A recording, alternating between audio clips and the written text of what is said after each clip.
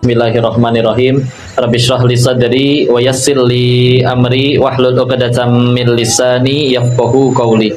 Rabbana zidna ilman warzuqna fahman bi rahmatika ya arhamar rahimin. Subhanaka la ilma lana illa ma 'allamtana innaka antal alimul hakim. Allahumma inna nas'aluka ilman nafi'an wa rizqan thayyiban wa amalan mutaqabbalan. Amin ya rabbal alamin. Bismillahirrahmanirrahim. Assalamualaikum warahmatullahi wabarakatuh. Alhamdulillahirabbil alamin. Alhamdulillahilladzi anzala sakinata fi qulubil mu'minin liyazdadu imana ma'a imanihim. Segala puji hanyalah kepada Allah. Atas nikmatnya kita dibangunkan dari mati yang sementara ya. Tadi malam tidur Bu, alhamdulillah, dan hari ini bisa hadir. Tidak hanya sehat imannya, tidak hanya sehat fisiknya, tapi juga sehat imannya ya. Ada yang datangnya ke sini terpaksa, nggak ada yang dipaksa. Di luar sana mungkin ada yang lagi ngelakuin yang Allah nggak suka, tapi ibu-ibu mau ngaji ke sini, masya Allah, pasti karena iman ya. Atau cuci mata Bu ya, ya. Allahu a'lam bishawab. Dan salawat serta salam semoga selalu tercurah kepada junjungan kita baginda Rasulullah Muhammad sallallahu alaihi wasallam beserta keluarganya, sahabatnya, dan semoga Allah sanggupkan kita istiqomah dalam meniti sunnah-sunnahnya insyaallah. Salam ta'zim kami wabil khusus kepada tuan rumah Sahibul Bait Bapak Haji Elmiza, terima kasih. Juga Bunda Dela, mana Bunda? Lagi ke dalam ya. Dan juga ada Pak Keci, nomor 1 di Indonesia. Masya Allah. Pak, dan juga dari DTP Ustaz izin.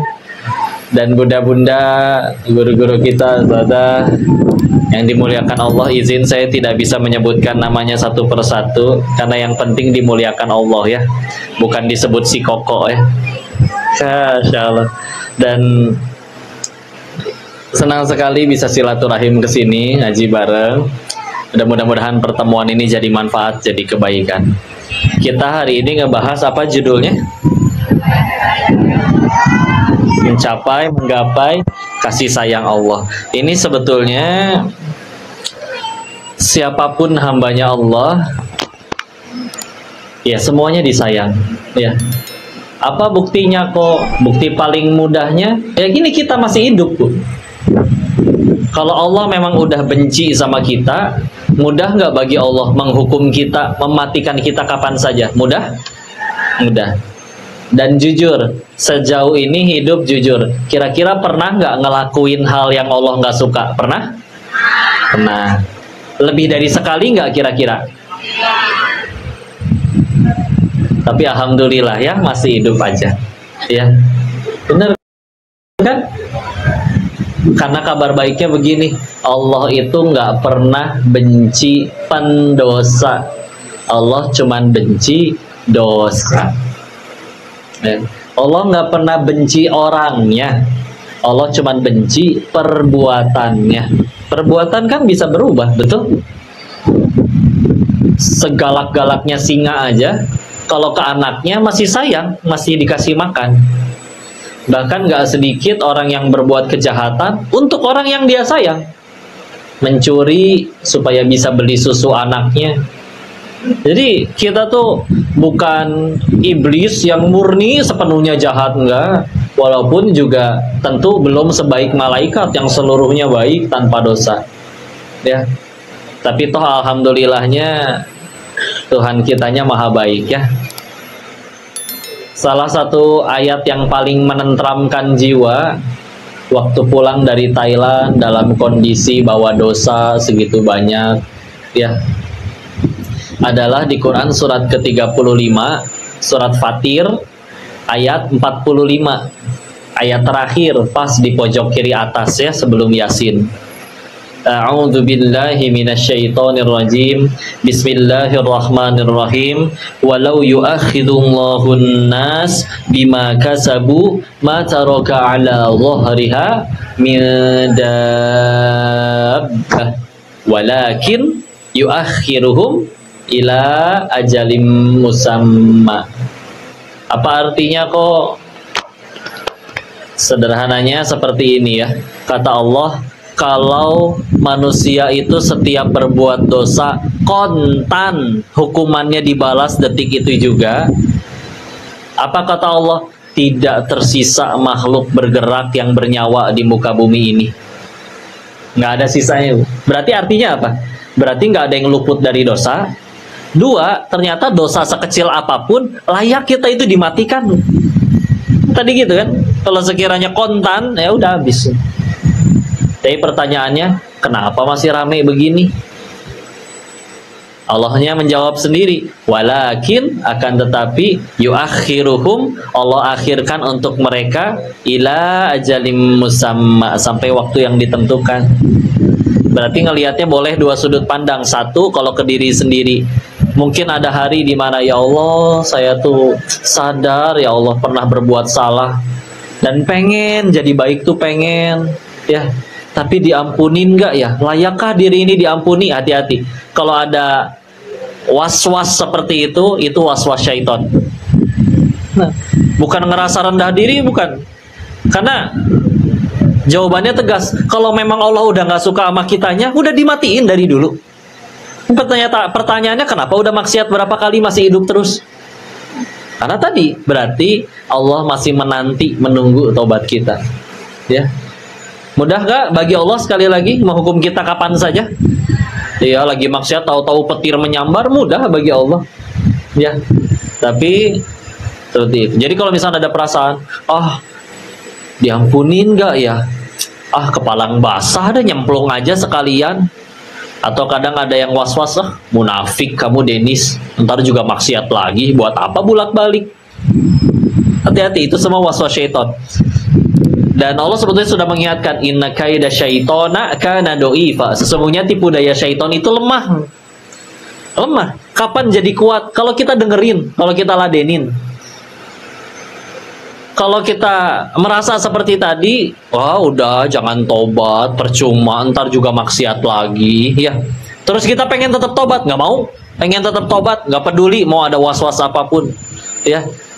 Apakah ketika di tempat wudunya nanti digebukin sama setannya?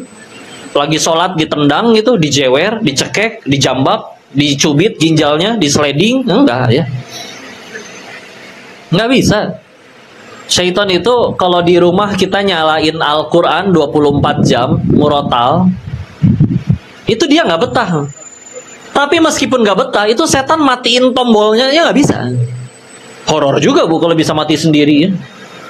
Tahu-tahu dipencet tapi saklarnya ngejeplak, ya nggak mungkin. Ya. Paling banter apa? Kasih was-was doang.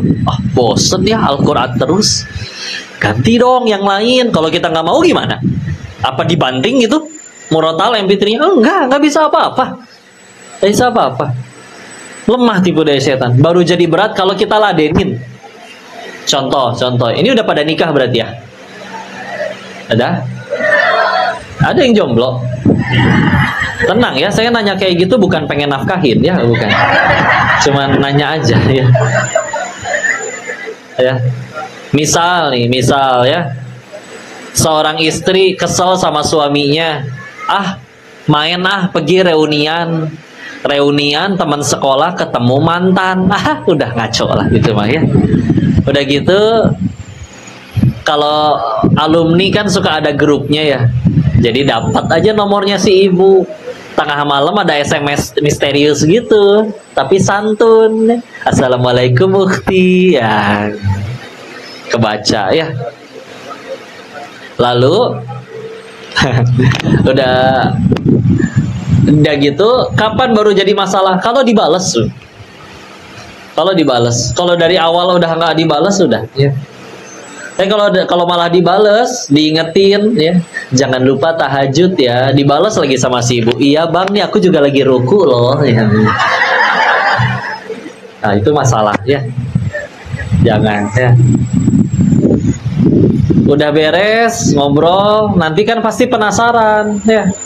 Cerita masa lalu, gimana? Ingat gak dulu kita pernah makan upil misalkan barengan ya. Segala ya namanya anak SD ya kan, jadi ceritanya mereka dulu mantan waktu TK gitu ya. Waktu PAUD gitu ya. Gitu ya. Gimana kalau kita ketemu, kurang enak nih kalau di WA doang. Udah ketemu makan siang, udah berat ya. Tapi kalau dari awal di blok, udah selesai urusan. Tidak tergelincir kepada perasaan yang belum boleh timbul ya. Dan ketika akhirnya nggak diladenin, insya Allah nggak jadi berat. Ya kan orang kalau misalkan pasangan-pasangan yang naudzubillah selingkuh, jadi beratnya kan karena katanya sudah terlanjur. Ya suruh siapa terlanjur kalau mau jujur ya. Naudzubillah. Semoga Allah menjaga ya. Itu kalau ke diri, kalau ke orang sama. Misalkan kita menyaksikan berdasarkan ayat tadi, kok saya ngelihat orang itu maksiat loh, bahkan saya rekam, nih ada buktinya. Terus kita tanya lagi, itu orang nerakanya belah mana ya? Naudzubillah. Enggak, ya. Kita tinggal tanya aja, Pak, maaf, orang yang Bapak lihat lagi maksiat itu sekarang masih hidup nggak? Masih sih. Ya udah, berarti kata yang punya langit dan bumi aja, Allah masih kasih dia kesempatan. Apa hak kita nentuin dia di neraka atau bukan? Yang bicara aja layak kalau matikan ini kalau mau jujur ya. Nggak, toh kita meninggal nggak ditanya kelakuan orang, ditanya kelakuan masing-masing. Jadi kadang kalau ada pertanyaan, kok ini tetangga saya begini, apa hukumnya? Enggak, apapun hukumnya kamu nggak akan ditanya kelakuan tetanggamu. Kamu meninggal ditanya kelakuan diri sendiri. Lebih baik sibuk gimana caranya jadi amal. Kok tapi dia beneran salah? Ya udah, jadi ladang dakwah weh. Nasehatin, kalau nggak bisa nasehatin karena nggak kenal, minimal doain. Yang penting jangan jadi kotor hati. Apa fungsinya? Ya, tetangga beli tas baru, diomongin, julid, KW. Paling pinjam mertuanya. Ya kenapa? Kalau emang beneran pengen, minta. Ya Allah, tas, ya Allah, sah. Boleh doa kayak gitu.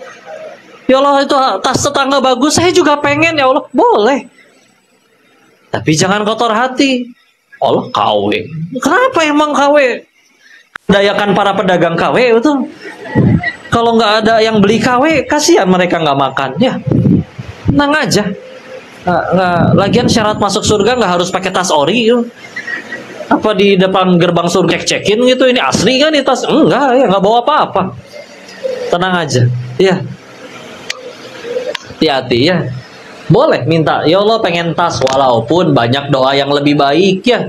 Ya Allah minta husnul khotimah, ya Allah minta hidayah, ya Allah pengen istiqomah. Itu doa-doa yang lebih baik. Tapi kalau emang pengen ya udah minta weh, jangan malah jadi julitin orang. Ya. Jadi Allah sayang sama kita. Jujur Bu ya. Kalau ditanya siapa sih yang paling sayang sama diri kita, jawabannya Allah. Allah lebih sayang sama kita daripada kita sayang sama diri sendiri. Kok masa kita nggak sayang sama diri sendiri? Iya. Apa buktinya kita nggak sayang sama diri sendiri? Bikin dosa. Dosa siapa yang rugi? Kita. Apakah kalau satu dunia dosa maksiat Allah rugi? Enggak. Yang rugi siapa? Pelaku dosanya. Makanya dalam bahasa Al-Quran itu salah satu istilah untuk dosa itu menggunakan kata zalamtu nafsi. Aku menzolimi diriku sendiri. Karena yang rugi ya kita. Satu dunia kafir seluruhnya pun Allah nggak akan berhenti jadi Tuhan. Ya, yang rugi pelakunya. Ya, udah kalau kita nggak sayang sama diri sendiri, sedangkan Allah paling sayang sama kita. Dan kalau ditanya siapa yang paling tahu, paling kenal sama diri kita, jawabannya Allah. Kita mah kalau mau jujur nggak kenal Bu sama diri sendiri. Siapa di sini yang tahu ada berapa jumlah gigi di dalam mulutnya? Angkat tangan. Ya, yang dokter juga mungkin nggak semua hafal. Waktu itu ada yang jawab Bu, ya saya tahu kok. Berapa Bu? 2. Emang giginya tinggal 2 ya, umurnya 84 soalnya. Jadi gampang ngitungnya, ting ting selesai ya. Tapi baru gigi loh, belum jumlah rambut, belum panjang usus, belum nasib 10 tahun ke depan gimana, nggak ada yang tahu. Terus ketika kita yang tidak tahu, lalu Sang Maha Tahu menetapkan ketentuannya pada kita yang tidak tahu, kita sok tahu. Sempurna penderitaan. Ya Allah, harusnya dia yang jadi jodohku. Padahal lupa, dia berdoa minta yang terbaik, minta yang menggandeng tangannya ke surga Allah. Ya Allah, aku minta ya Allah untuk yang menggandeng tanganku ke surga. Tapi kenapa dia dibeliin mobil sama cowok itu, mau nikah sama cowok itu? Ya kan berarti benar. Kita kan mencari yang menggandeng tangan ke surga, bukan ke showroom.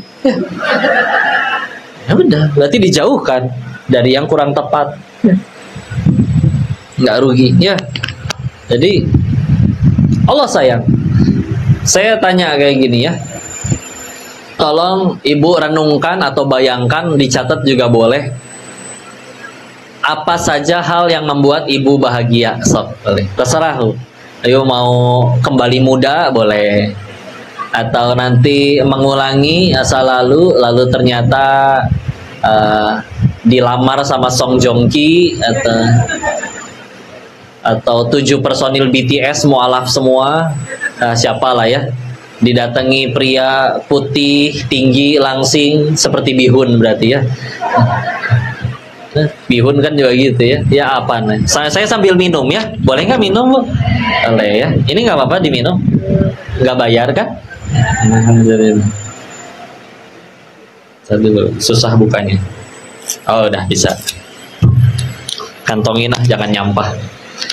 Ada tempat sampah baru dibuang. Bismillah. Bismillah.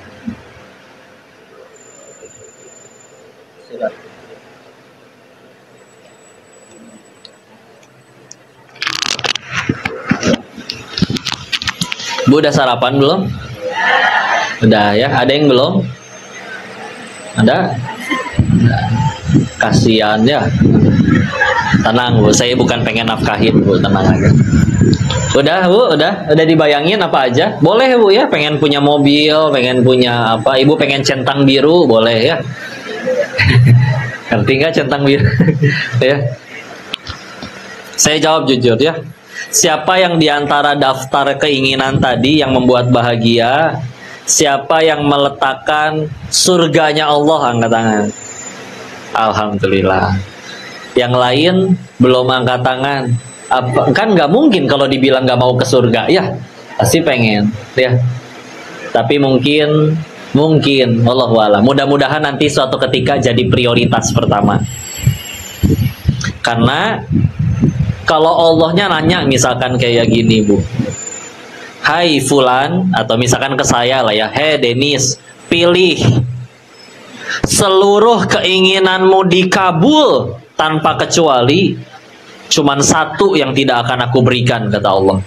Apa itu ya Allah? Tidak ada tempat untukmu di surganya Allah. Mau? Berarti rela Bu kehilangan keinginan kita asal dapat surga ya.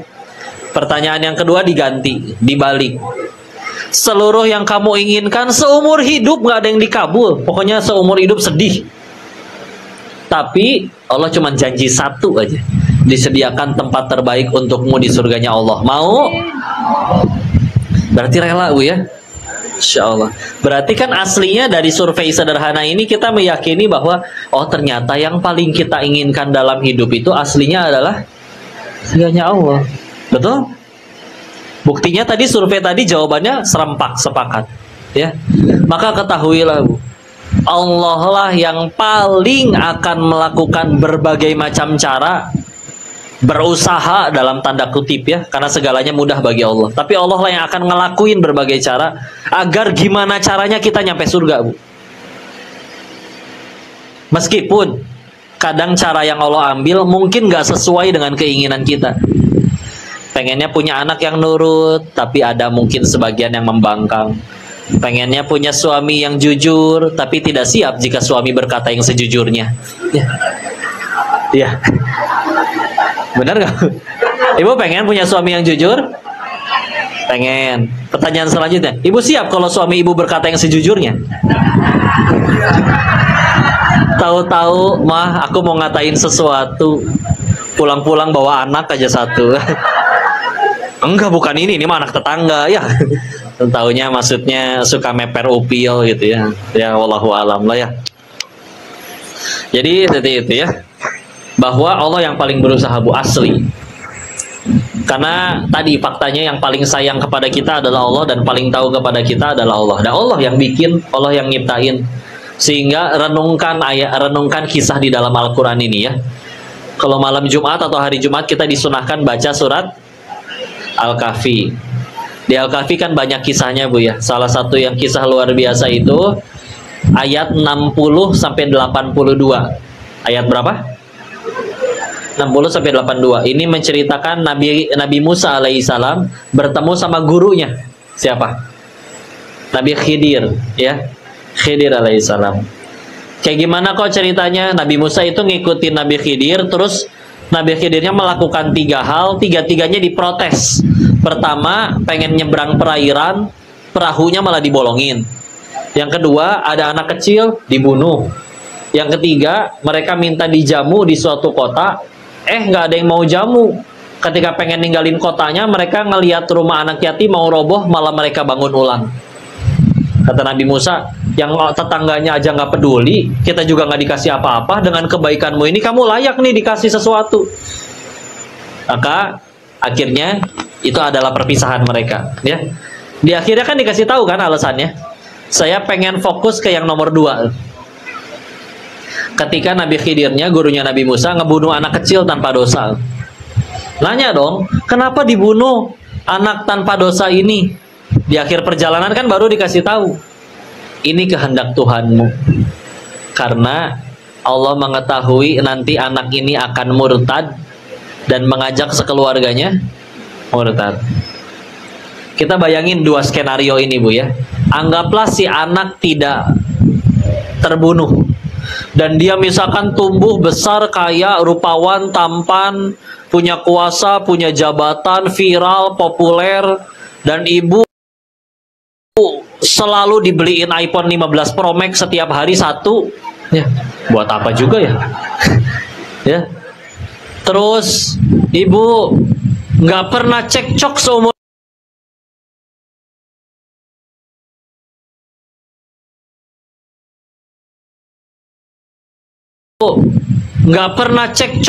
hidup ya. Terus ibu nggak pernah cekcok seumur hidup, anak belum punya dosa, wafat, ke surga nggak? Surga. Ibunya misalkan ibunya hidup lebih panjang 40 tahun dari si anak, dan selama 40 tahun si ibu ini tiap malam nangis bu. Nggak ada hari di mana si ibu ini nggak bersedih, ya Allah anak saya meninggal ya Allah, tahu-tahu dibunuh orang, tanpa Allah kasih tahu ada skenario apa di dalamnya. Tapi si ibu meskipun setiap malam menangis, beliau hidup dalam keadaan beriman, bertakwa, beramal soleh, meninggal dalam keadaan punya iman dan takwa, ke surga nggak? Surga. Kalau sama-sama ke surga bakal ketemu nggak sama anaknya? Apalah artinya capek di dunia beberapa puluh tahun kalau ganjarannya surga Allah yang abadi. Tuh. Petani nyangkul, rela panas-panasan di sawah berbulan-bulan, cuman demi panennya, paling panennya 1 pekan, 1 minggu. Kan nggak ada nanam 4 bulan, panennya 4 bulan, nggak habis-habis panennya. Nggak ada. Panennya pasti lebih sebentar. Masa kita nggak rela cuman berapa puluh tahun, kalau nyampe puluhan tahun itu juga ada yang nggak nyampe, tapi demi surga Allah yang abadi ya, nggak rugi. Dan demi Allah nggak akan menyesal sang ibu tersebut kalau udah nyampe surganya Allah, beneran. Di riwayat hadis yang lain, seingat saya dari hadis riwayat Imam Ibnu Majah, diambillah kata Al-Qabakola Rasulullah Muhammad SAW bersabda yang maknanya, diambillah seorang yang seumur hidupnya baik, nikmat, gak pernah menderita, lalu dia dicelupkan ke neraka barang sejenak, lalu dikeluarkan lagi, maka dia akan lalu berkata, aku gak pernah melihat nikmat sama sekali. Saking perihnya neraka. Seumur hidup nikmat, gak pernah sakit, gak pernah demam, gak pernah batuk, gak pernah miskin, gak pernah kelaparan, dicelupin ke neraka sebentar, dia berkata kayak gitu. Dan gantian, diambil orang yang seumur hidupnya berat menderita, dicelupkan ke surga barang sejenak, lalu ketika dikeluarkan, dia berkata, aku nggak pernah merasakan kepahitan sama sekali. Saking nikmatnya surga. Ya.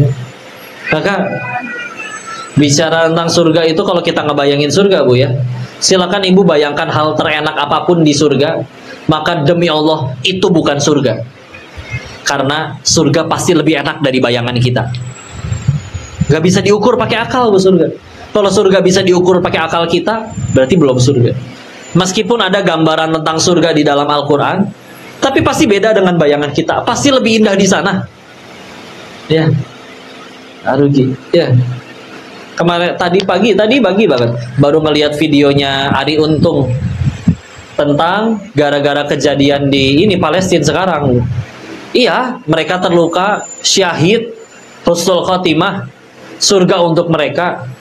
Dan kita tapi ngelihatnya perih, darah berceceran, naudzubillah. Tapi coba lihat tuh, akhirnya banyak yang akhirnya penasaran. Karena ada banyak video-video yang beredar, ya seorang ayah yang rumahnya hancur, anaknya meninggal, bahkan menggendong dengan tangannya sendiri tubuh anaknya yang tercecer, tapi masih mengucap alhamdulillah, ketentuan Allah. Ini baik. Mereka penasaran, Islam tuh ajaran kayak gimana sih? Sampai bikin orang semenderita itu malah tetap bersyukur. Itu bikin orang penasaran loh, Bu. Bagi orang di luar, dan dikutipkan oleh Arie Untung itu video yang panjang, berisi orang akhirnya jadi mualaf, bule-bule akhirnya pada pengen kenal Islam, sampai ada yang vlogging, ini hari kedua aku baca Al-Quran, di hari ketiganya dia udah syahadat.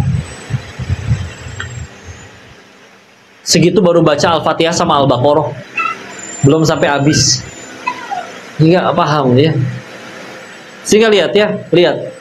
Ketika tadi kita bicara Allah yang paling pengen kita nyampe surga, karena itu adalah kebahagiaan terbesar kita. Lihat, Allah lebih memilih untuk membunuh salah seorang anaknya.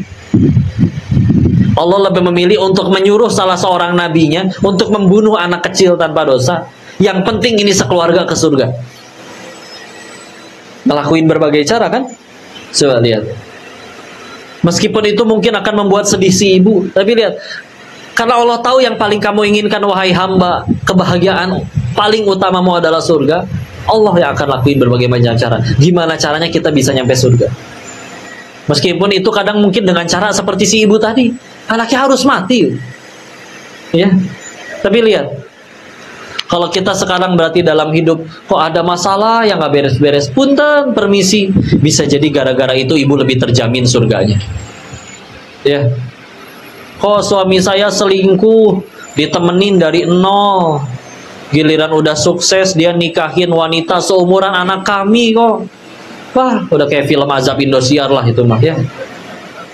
Tapi punten, Bu, kalau gara-gara itu ibu jadi tambah dekat sama Allah, rajin tahajud, mulai ngaji, bahkan jadi mulai syar'i, mulai ngapalin Quran, dan bahkan mendakwahkannya, punten, bisa jadi surganya sang ibu yang diselingkuh itu lebih terjamin daripada yang suaminya nggak selingkuh. Meskipun yang suaminya nggak selingkuh, nggak usah disuruh selingkuh, abang selingkuh dong, biar aku dapat penggugur dosa. Nggak gitu konsepnya, bos ya. Enggak tapi nggak rugi, beneran nggak ada yang rugi. Kita bicara cara menggapai kasih sayang Allah. Allah udah sayang sama kita, Bu. Kita yang nggak sayang sama diri sendiri. Karena yuk buktiin, balas kebaikannya dengan ketaatan, dengan ketakwaan. Siapapun, suka tidak suka, mau tidak mau, cepat atau lambat, pasti butuh Allah. Tapi pilihannya dua, mau ngedatengin Allah dengan sukarela atau harus diseret dulu. Ya. Diseret dengan musibah, dengan kepahitan, diremehin waktu reunian, ya apapun. Ya. Nyari Allah dari sekarang. Izin, Bu ya. Orang-orang sahabat Nabi yang dari golongan yang sepuh, yang sudah tua, punten, Bu, amat sangat sedikit. Paling yang kita kenal cuman Abu Sufyan, karena dulunya juga menentang Nabi. Tapi akhirnya ketika Fatu Mekah, beliau masuk Islam. Ya. Tapi coba lihat orang-orang pentolan-pentolan yang lain, yang Quraisy, yang orang-orang besarnya, yang dari golongan tua. Abu Jahal, Walid bin Mughirah, punten, permisi, mati kafir semuanya. Tapi jangan salah, lihat anak-anaknya. Siapa anaknya Abu Jahal? Ikrimah. Namanya pun jelas, Ikrimah bin Abu Jahal. Coba, binnya aja bin Abu Jahal. Tapi ulama sepakat beliau adalah sahabat Nabi. Kita tetap dianjurkan untuk mengucapkan radhiyallahu anhu. Semoga Allah ridho kepada beliau. Setiap ada nama Ikrimah disebut. Sahabat Nabi. Anaknya luar biasa. Walid bin Mughirah, siapa nama anaknya? Khalid bin Walid. Ya. Jadi runut kan, Khalid bin Walid bin Mughirah, anaknya. Satu-satunya manusia yang nyaris ngalahin Nabi berperang itu cuman Khalid bin Walid di perang Uhud. Tapi setelah masuk Islam jadi pedangnya Allah tuh, Saifullah. Sehingga yuk, jangan dientar-entar, jangan ditunda-tunda, cari Allah segera. Allah yang jadikan kita hebat tuh. Dijanjikan masa depannya. Nggak peduli dulunya seburuk apa. Tapi ketika kamu udah mulai nyari Allah sesegera mungkin, Allah yang lonjakan. Ya, kan ada satu, saya izin lupa ya, ini perkataan sahabat atau Nabi. Tapi kalau kita terjemahkan maknanya seperti ini. Orang yang dulu dalam kemaksiatannya dia orang hebat dalam maksiatnya, ya, penjahat besar gitu. Tapi kalau dia berislam dan benar-benar belajar agamanya dengan baik, dengan benar, Allah akan juga jadikan dia orang hebat sebagaimana dulu dia juga hebat dalam kemaksiatannya. Ya. Karena Sayyidina Umar orang besar waktu masih belum Islamnya. Tapi setelah masuk Islam dan belajarnya benar-benar, Allah buat beliau menyusul berapa sahabat yang lain. Yang di atas beliau cuma Abu Bakar saja. Dan masuk Islamnya telat tuh. Ya. Lebih belakangan daripada sahabat yang lain. Tapi enggak. Dan tadi ya punten, yang pada telat-telat, oh, ntar aja belakangan. Punten. Meskipun ada yang bilang kayak gini nanti, kok kan Allah katanya maha baik. Bisa nggak sih maksiat 60 tahun, tobat 1 hari, tapi diampuni? Bisa nggak? Bisa, Bu? Bisa nggak? Bisa, Bu. Asal tobatnya tobat nasuha, betul kan? Cuman kan pertanyaannya satu, siapa yang janjiin kamu ada umur sampai 60 tahun ke depan? Ini yang lagi ngomong aja nggak tahu 5 menit lagi masih ada atau enggak. Ya, nggak ada yang tahu. Ya. Iya, Allahnya mah ngampunin. Selagi nyawa belum nyampe kerongkongan, kita masih punya peluang untuk diampuni. Cuman kan kita nggak tahu kapan lewat kerongkongannya. Ya, disayang. Kita itu udah disayang Allah. Ya, tinggal gimana caranya kita buktiin. Yuk, kita aja nih, kalau ada orang baik ke kita nggak enak kan? Pengen ikut baik, nggak enak kan dia baik banget ke kita. Nggak usah gitu deh, undangan, Bu. Kita diundang, kita pengen ngundang, kita diundang. Sedangkan dulu dia waktu datang ke nikahan kita ngasihnya TV senilai misalkan 5 juta. Masa ya kita datang ngasih 100.000? Karena kalau di Pulau Jawa itu jadi obrolan. Jadi siapa nikah? Si Fulan. Oh, kita mesti beli TV dong. Karena dulu waktu kita nikah dia ngasihnya TV. Atau enggak yang setara nilainya. Segitu perkara 1 kali perbuatan baik kan. Dan cuma nikahan gitu istilahnya. Ya apalagi kalau ada orang yang baik terus-menerus kepada kita, masa kita nggak pengen balas kebaikannya? Nah ini Allah nih, yang kebaikannya nggak ada habis.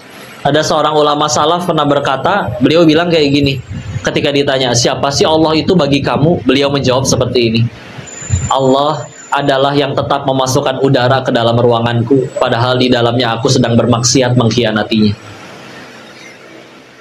Allah. Yuk balas kebaikan ya. Dengan takwa. Toh kalau kita takwa juga bukan Allah yang untung. Emang Allah dapat komisi gitu setiap kali kita sholat? Gak ada. Kita yang untung. Ya. Kita suka bilang empati dong ke Allah. Empati kan merasakan yang pihak lain rasakan ya. Kadang-kadang bisa jadi kita lupa empati ke Allah. Ya. Kita sendiri bayangin ya, kalau kita jadi hamba, ada masalah baru nyari Allah, nggak ada masalah ibadahnya kendor.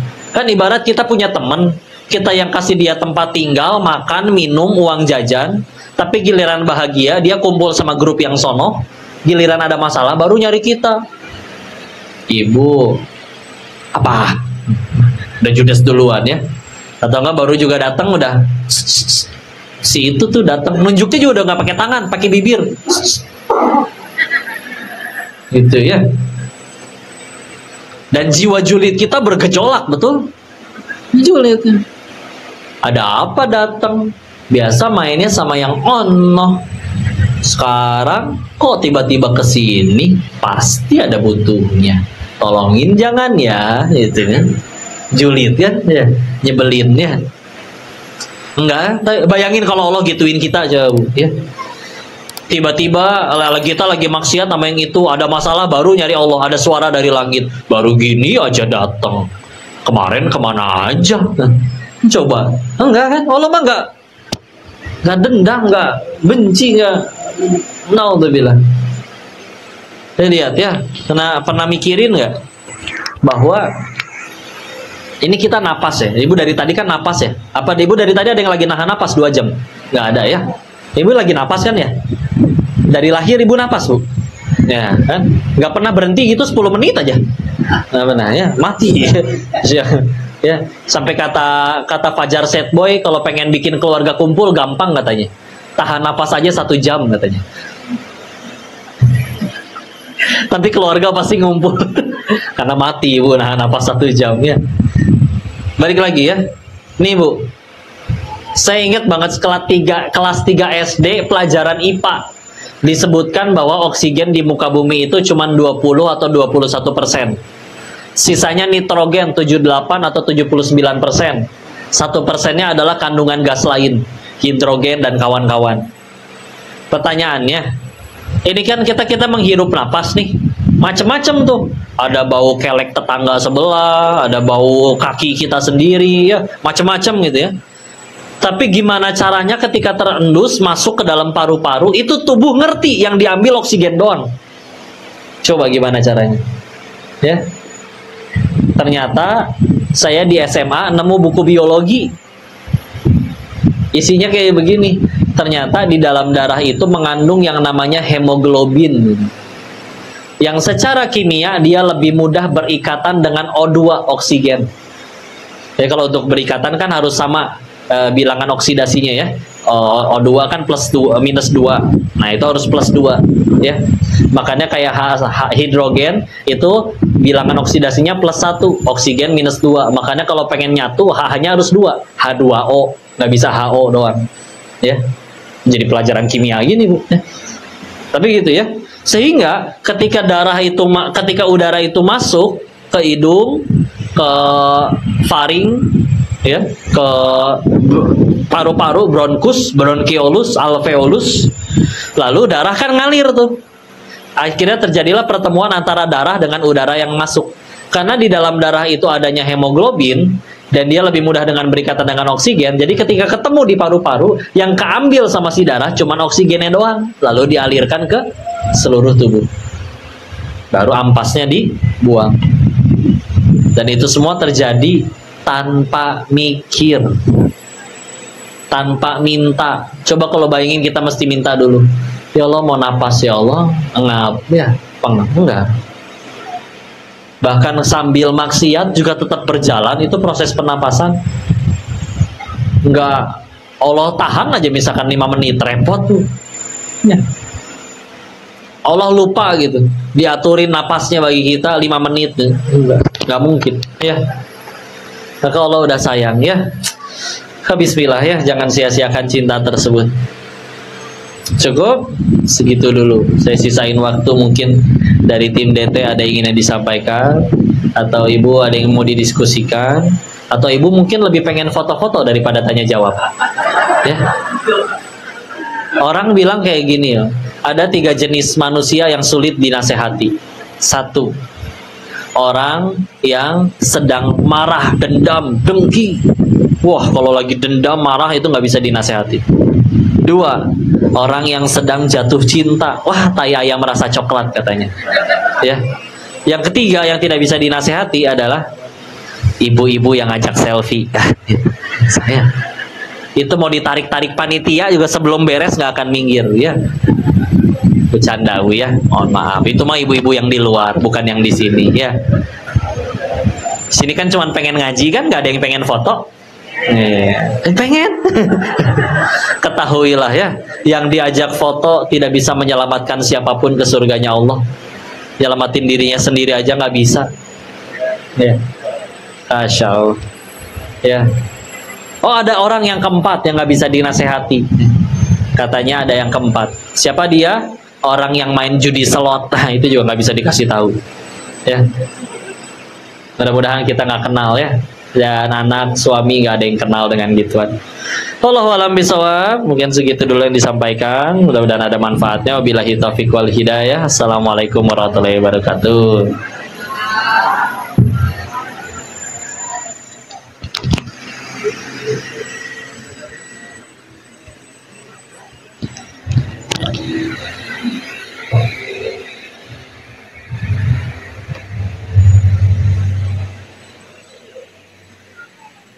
Ya, terima kasih kita ucapkan kepada Ustaz Tohrin ini. Iya, tadi Nevi jasnya, terus jasnya dilepas. Ilmunya untuk kita semua pada siang hari ini, dan mudah-mudahan dapat menjadi motivasi dan kita memperbaiki diri ke arah. Beneran tadi Nevi ini ada jasnya tuh, jasnya warna itu, cuman gerah jadi dilepas. Ya, syukran Ustaz. Ustaz mau duduk? Dipimpin langsung oleh tim panitia dari Darut Tauhid kepada tim DT Peduli. Kami persilakan. Ini di Banda Aceh. Sayuda nanti ikutnya kajian yang sore dan malam. Dapat juga berbagi pada kesempatan siang hari ini. Kepada tim DT kami. Masya Allah. Allahu a'lam, dan Allah yang maha mengetahui gitu. Jadi kita ngasih bicara sesuatu, nyampein sesuatu, kita tutup. Allahu a'lam, Allah yang lebih tahu daripada kita semua. Minum dulu ya.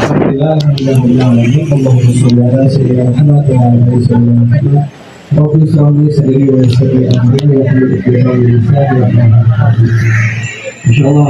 Mudah-mudahan masih semangat. Masih ya, masih semangat nggak Bunda kalau kita ke Palestina? Semangat Bunda, mau berangkat sekarang? Ayo. Ya, baik. Alhamdulillah kami dari DT Peduli Bunda, alhamdulillah sekarang lagi berikhtiar untuk bisa membantu saudara-saudara kita yang ada di Palestina. Dan di mana kondisi Palestina sekarang itu benar-benar sangat memprihatinkan dalam artian sudah tidak bisa kita bayangkan bagaimana kondisi bangunan yang sudah rata Diputar ya tuh ibu-ibunya. Itu ke belakang ada lagi, ke belakang terus belok kiri ada lagi, itu ke kiri sana juga ada lagi. dan bahkan yang hilang Ini di mana, daerah mana ya ini? bisa mudah bayangkan 11.000 yang syahid, dan itu mereka sudah ada di surga. Mudah-mudahan mau ke surga, mudah-mudahan kita bareng-bareng sama orang-orang Palestina. Nah, jadi kami dari DT Sore habis asar lah biasa. Habis asarnya jam Aceh ya. Aceh itu lebih telat. Bisa asarnya jam 4 kurang atau bahkan jam 4. Nah, di mana kami membuka. Oh, tadi pakai tangan kanan, tapi ini kamera depan. Jadi di kalian pasti munculnya kiri. Ini mirror soalnya. Bunda-bunda sekalian, ataupun hadiah-hadiah dari bunda sekalian, insya Allah akan kita salurkan ke saudara kita yang ada di sini. Nah, mungkin kami langsung saja membuka komunitas saja yang bunda yang mau nanti bisa langsung mengangkat tangan. Nanti insya Allah teman-teman kita dari lawan DT Peduli akan mengangkat. Nah, mungkin baik di awal kami buka komitmen donasi di angka 5 juta. Dan insya Allah siapapun yang berdonasi nanti akan mendapatkan sel dan bisa berfoto dengan Koko. Baik, ada yang mudah sekalian, 5 juta untuk saudara kita di Palestina. Boleh langsung angkat tangan, nanti akan kita panggil ke depan berfoto bareng-bareng. Ada yang mudah Pinjam mic. Ya, jadi kalau yang komitmen itu nggak harus hari ini ya, baru adanya akhir tahun boleh ya. Mau patungan 25 orang ya berarti tambah orang boleh, silakan ya. Dan tidak dibatas waktu, tidak dibatas orang, dan jangan khawatir Ini cerita sedikit ya. Dulu saya suka cerita gini. Ada pengusaha sukses punya kebiasaan aneh. Tiap kali beres jualan cuman disisain buat modal buat jualan besok. Sisanya habis disedekahi. Teman-temannya sering nanya, "Kamu nggak sayang ya sama hartanya? Invest dong kayak kita." Apa jawabannya? "Justru saya sayang banget sama harta saya.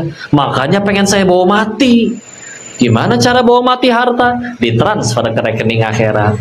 Jadi bagi siapapun yang akhirnya nanti komitmen, selamat, Anda sudah mentransfer uang Anda ke rekening akhirat Anda. Nggak akan habis, malah tambah banyak. Cuman pindah dunia. Dan itu cara terbaik untuk melanggengkannya. Ya.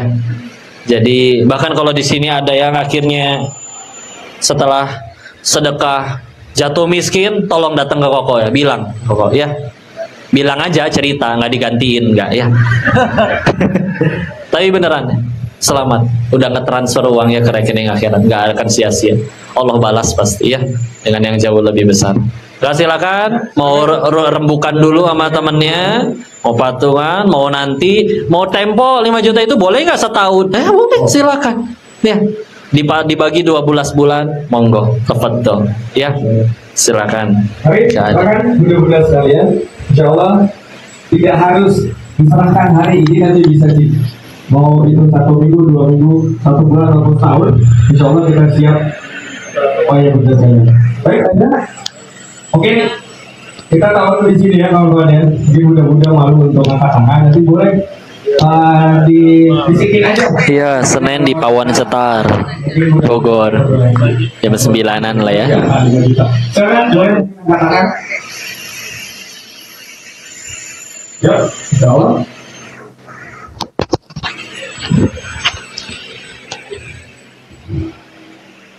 Ya, Masya Allah. Ada mudah-mudahan sekalian. Insya Allah 5 juta itu sangat berharga buat saudara-saudara kita di Palestina. Nah, kita di sini ya udah masih bisa duduk, masih bisa ikut kajian bareng-bareng, masih ngaji bareng. Tapi di Palestina itu kondisinya sekarang sangat tidak bisa kita bayangkan. Nah, durasi dari ayah bunda sekalian itu benar-benar bisa membantu saudara kita di Indonesia. Daripada itu kami ngajak yang ingin berkomitmen donasi di angka 5 juta boleh langsung angkat tangan atau bisa juga langsung menghubungi teman-teman. DT ada nomor rekeningnya, bisa dicari di Google, rekening DT Peduli dan Masya Allah. Ada lagi mudah-mudahan sekalian di angka 5 juta. Silakan angkat tangannya langsung maju ke depan. Masya Allah. Namanya Nda Asmi. Oh, foto dulu ya. Ya, 5 juta lagi. Ada mudah-mudahan sekalian. Koko mah nggak ngegalang sendiri ya. Kita mah bantuin lembaga-lembaga yang udah ada aja. Jadi nggak ngegalang sendiri. Paling ikut gini, ikut kajian, ikut memotivasi. Jadi buat teman-teman. Iya, saya kakinya suka goyang-goyang.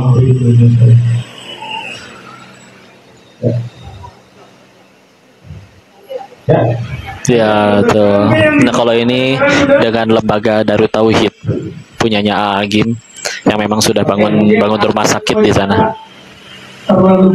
Sudah bangun ada masjid Darut Tauhid di sana dan sudah bangun perusahaan air minum di sana juga di Palestina. Masya Allah. Dicatat, ini seperti yang disampaikan tadi Bunda, ini bukan hutang, boleh dicicil. Artinya ini adalah bentuk komitmen kita bersama untuk membantu saudara kita di Palestina. Nanti akan ada tim yang mencatat komitmen bunda-bunda kita semua untuk bantuan kepada saudara kita di Palestina. Seperti yang disampaikan tadi sama Ustaz kita Denis, ini bukan hutang, tapi adalah bentuk komitmen kita untuk membantu saudara-saudara kita di Palestina. Nah, apapun yang bisa kita berikan, kita bantu support dengan doa-doa terbaik kita, dengan harta yang kita punya, dan mensiarkan sebanyak-banyaknya kondisi di Palestina hari ini. Masya Allah. Dan kesempatan terakhir, angka 5 juta untuk komitmen berdonasi untuk saudara-saudara kita di Palestina. Udah, Masya Allah, silakan ajukan tangan. Itu tadi yang di samping udah dicatat. Oke. Ya, baik. Mungkin 5 juta terlalu besar, Bunda.